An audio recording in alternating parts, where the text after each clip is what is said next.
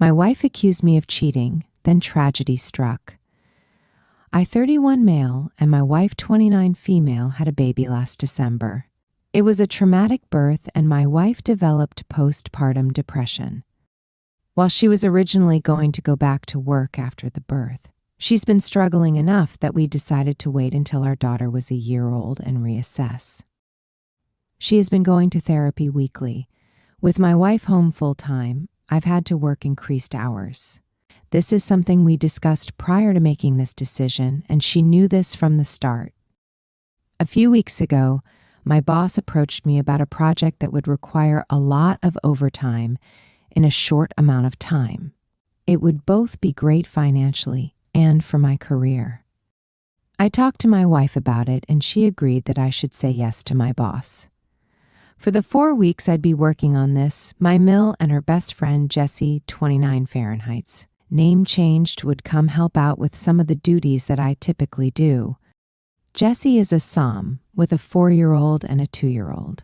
She began coming over during the day and would watch the kids with my wife. 3 weeks into the project, it became clear that we'd need a few more weeks to get it together. I went home that night and talked to my wife about it.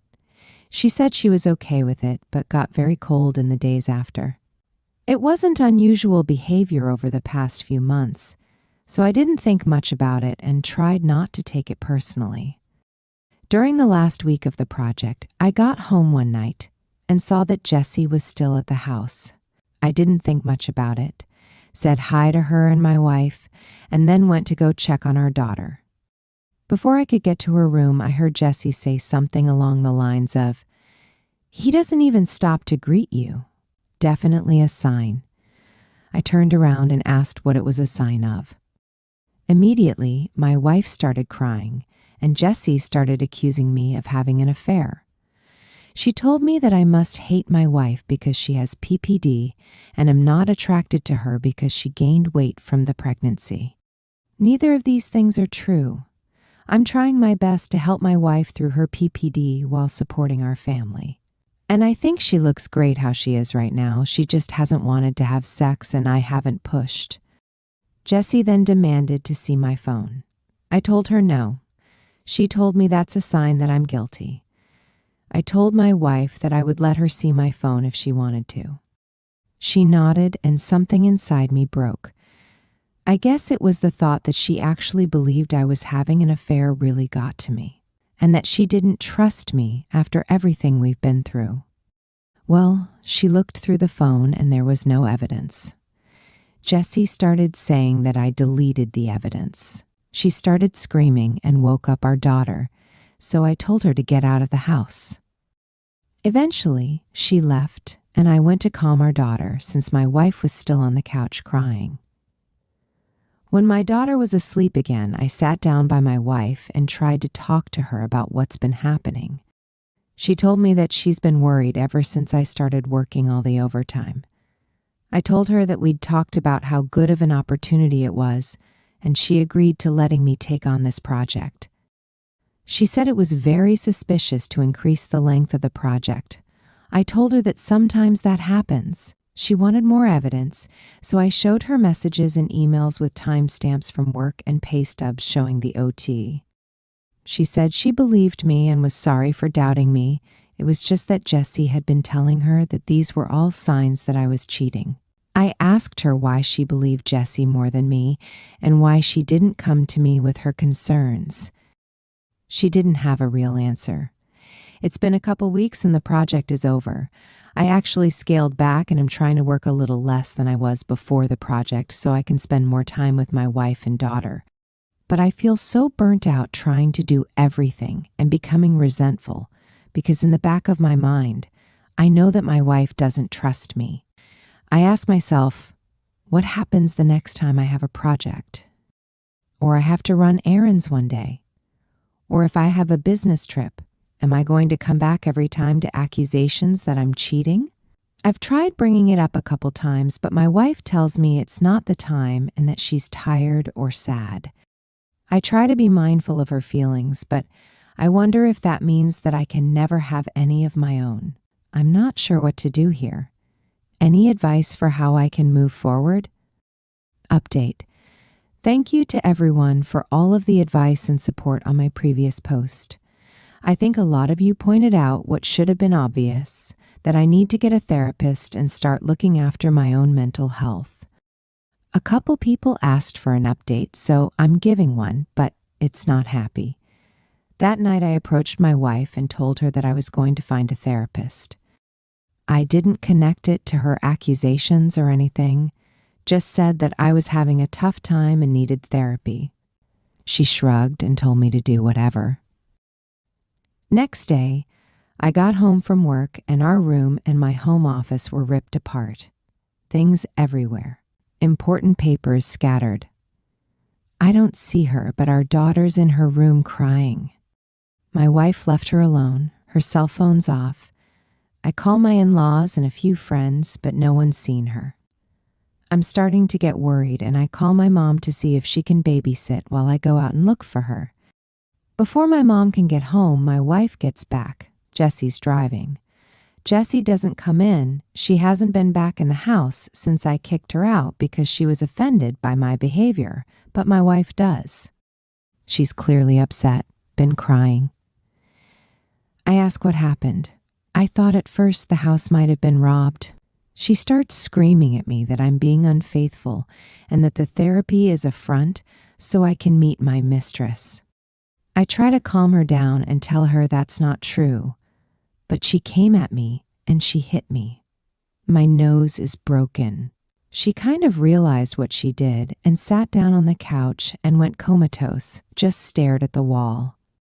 I went into my daughter's room and locked the door. Called my mom to tell her what happened. She was already on her way, and my mill to ask her to come over and take care of my wife. I packed a bag for my daughter, and when my mom got there, we left. My wife didn't even look up. We dropped my daughter off with my dad and then went to urgent care for my nose. I got blood all over my mom's new Subaru. My daughter and I are staying with my parents for a while, and my wife's staying with hers. I am looking into getting a restraining order against Jessie. My wife and I are separating. I love her, but I won't live with someone who hurts me and who could potentially hurt our daughter. I am not going forward with a divorce yet, with the hopes that my wife will get the treatment she needs and we can work things out. My in-laws told me that they're looking at inpatient treatment at a local hospital, but I also have everything well documented in case of an eventual custody battle. My heart's broken because I know this isn't my wife, this is a sickness in her mind, but I need to keep myself and our daughter safe and give her the space to recover. I'm hoping that this is the right decision. Thanks again, everyone. Edit. Thank you all for your feedback. I've talked to my parents after reading your comments and came to the conclusion that for my daughter's protection, I need to file a police report. I am headed to the station now. TLDR, a woman fed lies to my wife suffering from postpartum depression that led to a mental breakdown and her death. She now wants to speak at my wife's funeral. Denying her would start trouble, which I'm not sure would be worth it. There's more context for this situation in my post history.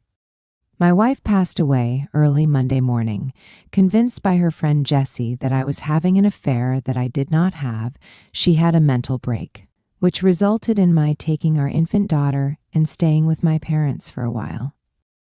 She was with her parents, who planned on taking her to the hospital for inpatient treatment on Monday. On Sunday night, she came to my parents' house and demanded I give her our daughter. Because she had left her alone for several hours, the last time she was responsible for her and had gotten physical with me, I refused. I offered to let her come in and spend time with her while my parents and I were present, but she didn't want to come in and wanted to take our daughter with her. She was upset but left eventually. A few hours later, she drove her parents' car into a tree and died.